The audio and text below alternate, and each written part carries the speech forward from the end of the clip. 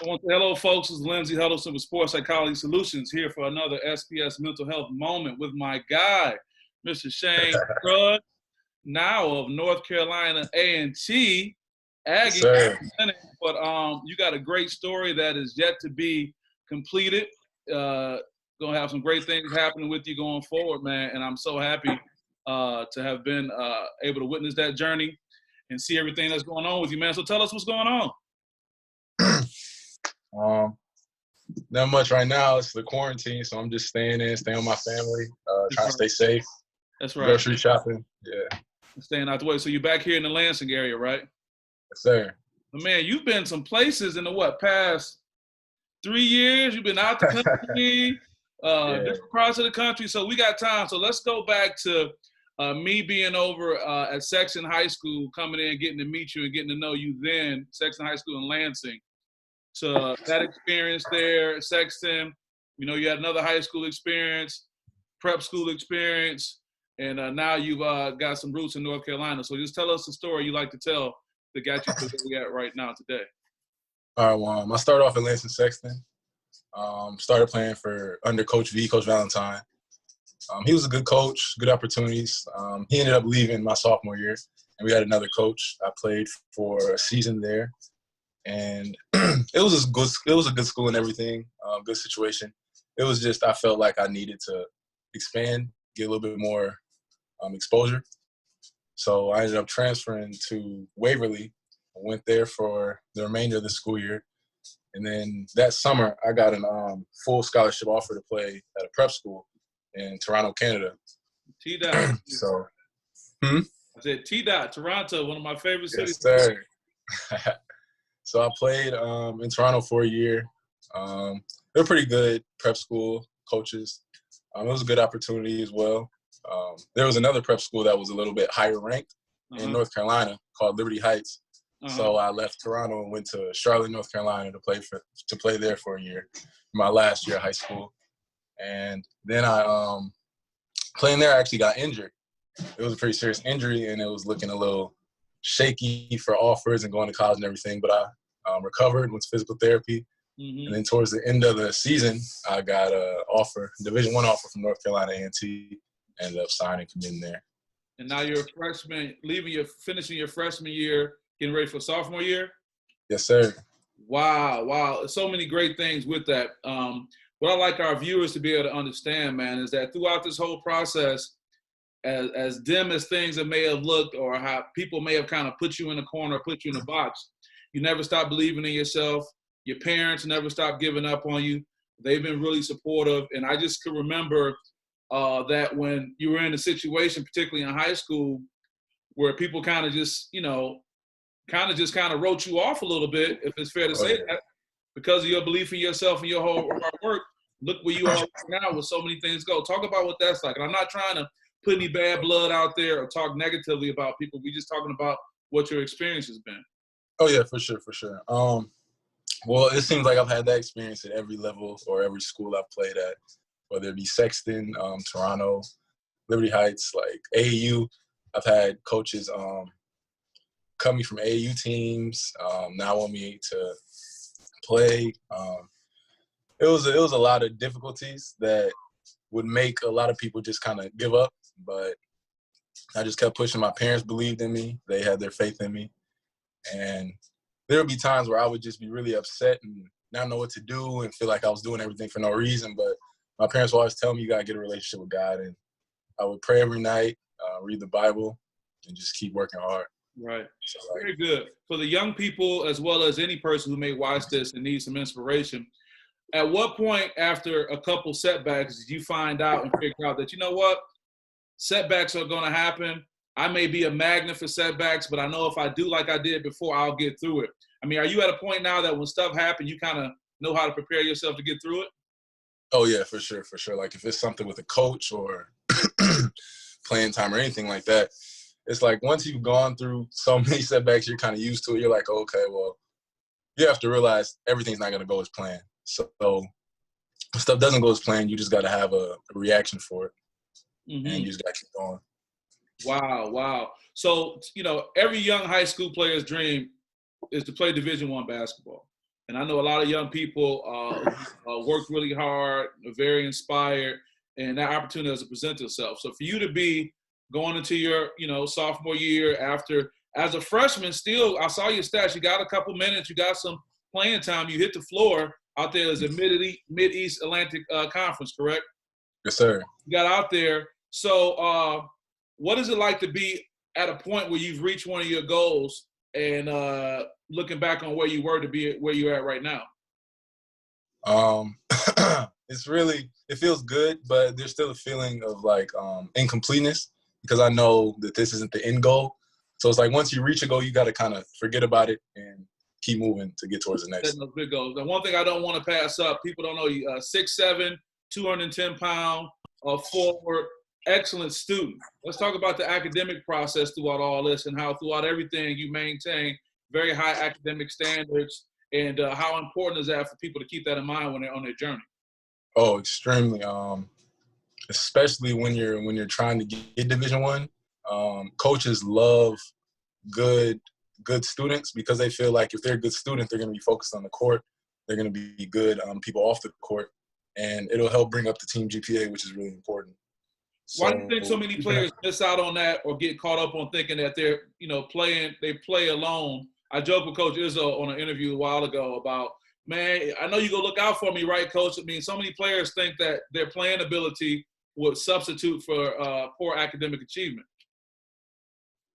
I can't tell you that is a common misconception, but academics are extremely important. Like it's really stressed in my school. We have study hall hours. If your GPA is in a certain place, you'll be on academic probation. You can't practice, you can't play, and if it falls below what the coach's expectations of you are, then you have to run. So it's really important. Academics are really important. Well, that's important, man. I'm glad to hear that. So tell me what things have been like for you, your own experience with this quarantine experience. You went from getting ready to go into your sophomore year. I've seen some of your social media posts. It seems like you're building a bond with your fellow Aggie teammates, but now you're kind of back home and kind of limited. So what has day-to-day been like for you? I try to do as much as I can, like working out wise, whether it's push-ups or running a couple miles around the block or anything. I got a little hoop in my driveway, try to get some shots of something. Yeah. I'm really just staying in, staying with my family, doing stuff with my family more. I have a lot more free time on my hands to hang out with my family because I haven't seen them much over the past few years. Yeah, that's right, because you've been in a different country, Canada. You've been East Coast and all those type of things. So that's one of the things you're taking from this quarantine, the quality time with family? Yeah, for sure. Quality time with family. Okay. So if you were talking to your younger self, I know you're a young man right now, but better yet, not even you talking to yourself, because I talked to you at a young age, and you were always like here. What do you say to a young person, middle school age or something like that, who has the same aspirations as you? What kind of advice would you give them that doesn't sound like you're being a parent or a coach, but you're someone who's kind of kicking it with them? Always take advice. Like whether you feel like it'll be good advice, bad advice, it's always good to hear because you never know if it's good or bad. If you're trying to make it in basketball, you got to keep your grades up. You got to do what others won't do. Okay, I get it. Another thing I want to talk about is self-doubt. And I'm sure along the way there was some self-doubt. How have you learned to be able to deal with self-doubt from where you were when you started this process to where you are right now?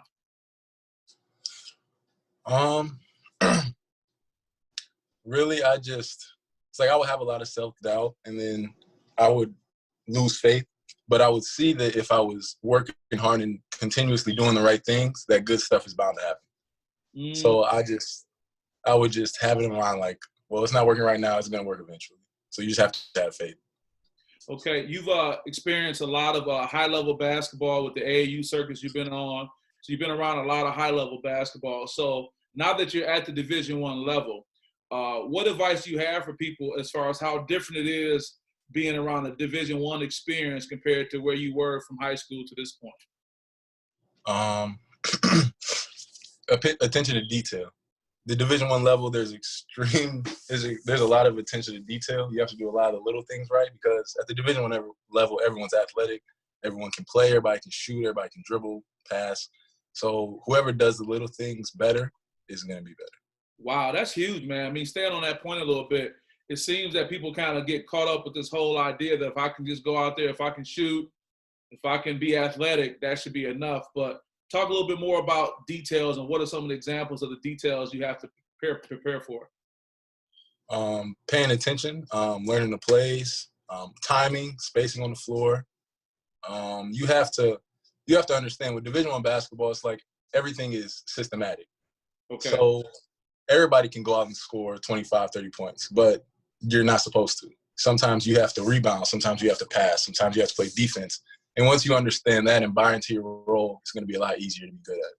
Well, speaking of that, buying into the role, I think about Coach Sam Mitchell, who played in the NBA. He's been a coach.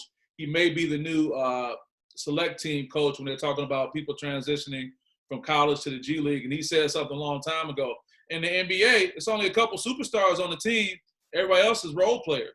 So how does it feel about becoming a role player and accepting a role for the greater good of the team and your career? You just have to really be more – you have to be more what's the word?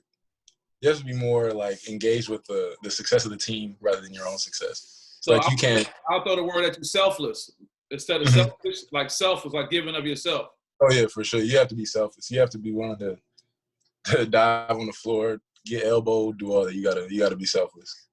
So what helps a person buy into a team? Is it the leadership of the coach? Is it the culture? Is it the person as an individual? What is it? I think it's different for a lot of people, but for me, it's once you understand that once the team is successful, you're gonna be successful. I think that helps you buy in a little bit more. You think a lot of players miss out on that concept? Yeah, a lot of players are like, okay, well, we can lose, but I'll have 30, and people will still look at me. It's like, nah, that's not how it goes. Man, it's not like everybody's post a timeline, after a game, we lost, but I had 30. Yeah, that's not how it goes.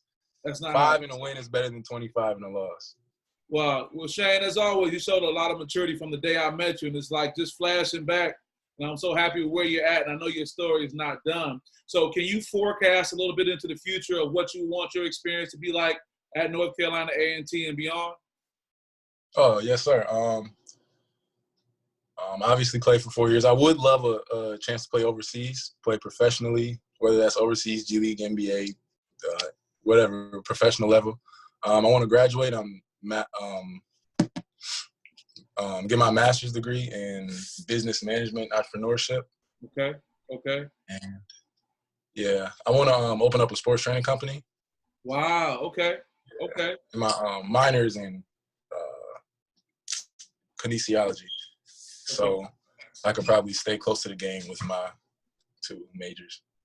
Shayne, man, I'll say this last as we get ready to wrap up. When I met you, you remember I was looking at you, you were talking, and I just had this look on my face the whole time like, this kid has so much potential, and I'm just so glad that I'm almost glad that you had the trials and tribulations that you had. I can remember talking to your mom.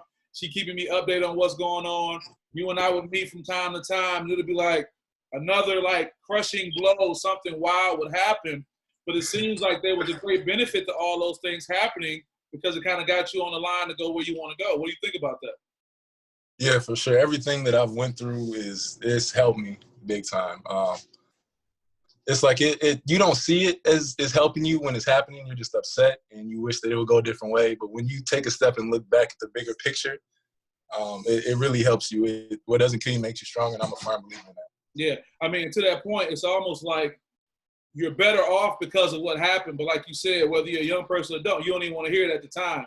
Yeah. But sometimes that thing you think you wanted, in retrospect, probably wasn't the best thing for you. You think? Oh, yeah, for sure. That? For sure. Wow. Yeah, sometimes the grass is greener on the other side. Sometimes you going through something and not being accepted or not being able to do certain things actually helping you, because if you would have done that, you wouldn't have the outcome that you have now. How old are you now, Shayne? I'm 20. 20. When's your birthday? December.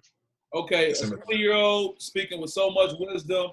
You got so many things great going on. Anything you want to share to your current teammates, past family and friends, or just anything you want to leave us with before we wrap up? Don't ever give up.